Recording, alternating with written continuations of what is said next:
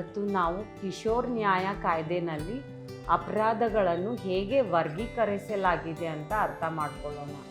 So ಯಾವುದೇ ಒಂದು ಕಾನೂನಕ್ಕೆ ಸಂಘರ್ಷಕ್ಕೆ ಒಳಗಾದ ಮಗು ಬಂದಾಗ ಆ ಅಪರಾಧಗಳು ಅದು ಇಂಡಿಯನ್ ಪೀನಲ್ ಕೋಡ್ನಲ್ಲಿ ಇರಲಿ, IPC ಅಪರಾಧ ಇರಲಿ, ಅಥವಾ NDPS ಅಪರಾಧ ಇರಲಿ, ಅಥವಾ ಯಾವುದೇ ಕಾನೂನಿನ ಅಡಿನಲ್ಲಿ ಅವನು ಅಪರಾಧ ಮಾಡಿದ್ದಾನೆ ಅಥವಾ ಅವಳು ಅಪರಾಧ ಮಾಡಿದಾಳೆ ಅಂತ ಜುವಿನೈಲ್ ಜಸ್ಟಿಸ್ ಬೋರ್ಡ್ ಎದುರುಗಡೆ ತಗೊಂಡು ಬಂದಾಗ ಅವರು ನೋಡಬೇಕಾಗಿದ್ದು ಅಂದರೆ ಈ ಅಪರಾಧದ ಸ್ವರೂಪ ಏನು, ಹೇಗೆ ಈ ಕಾನೂನು ಈ ಕಿಶೋರ್ ನ್ಯಾಯ ಕಾಯ್ದೆನಲ್ಲಿ ಈ ಅಪರಾಧಗಳನ್ನು 3 ಥರ ವರ್ಗೀಕರಿಸಲಾಗಿದೆ.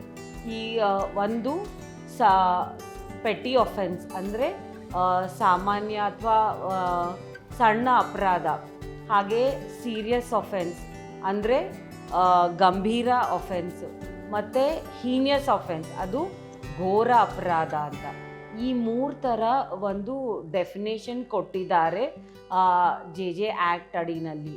ಯಾವುದೇ ಒಂದು ಒಫೆನ್ಸ್, ಯಾವುದೇ ಒಂದು ಅಪರಾಧ ಅದಕ್ಕೆ 3 ವರ್ಷ ಒಳಗಾಗಿ ಕಾರ್ಯಾಗೃಹ ಇಂಪ್ರಿಸನ್ಮೆಂಟ್ 3 ವರ್ಷವರೆಗೂ ಅಷ್ಟೇ ಇದೆ ಅಂದಾಗ ಅದು ಪೆಟಿ ಒಫೆನ್ಸ್ ಅಂತ ಈ ಕಿಶೋರ್ ನ್ಯಾಯ ಕಾಯ್ದೆ ಅಡಿನಲ್ಲಿ ಕನ್ಸಿಡರ್ ಮಾಡಲಾಗಿದೆ.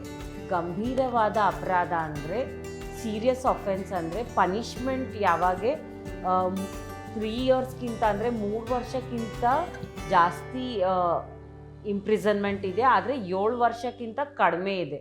ಸೊ 3 ವರ್ಷಕ್ಕಿಂತ ಜಾಸ್ತಿ ಕಾರ್ಯಗೃಹ ಆದರೆ 7 ವರ್ಷಕ್ಕಿಂತ ಒಳಗಾಗಿದ್ದಾಗ ಅದಕ್ಕೆ ಗಂಭೀರವಾದ ಒಂದು ಅಪರಾಧ ಅಂತ ಕಿಶೋರ್ ನ್ಯಾಯ ಕಾಯ್ದೆನಲ್ಲಿ ಕನ್ಸಿಡರ್ ಮಾಡಲಾಗಿದೆ.